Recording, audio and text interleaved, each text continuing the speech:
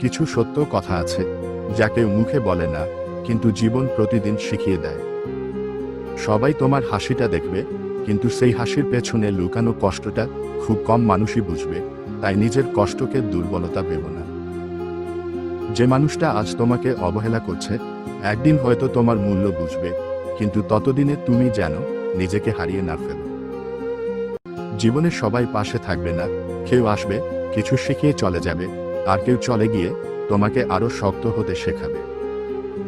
বারবার ব্যর্থ হওয়া মানে তুমি শেষ হয়ে গেছো এটা নয়, হয়তো জীবন তোমাকে সফল হওয়ার আগে আরো একটু শক্ত করে তৈরি করছে। সব স্বপ্ন দ্রুত পূরণ হয় না, কিছু স্বপ্নের জন্য অপেক্ষা করতে হয়, পরিশ্রম করতে হয়, আর নিজের ওপর বিশ্বাস রাখতে হয়।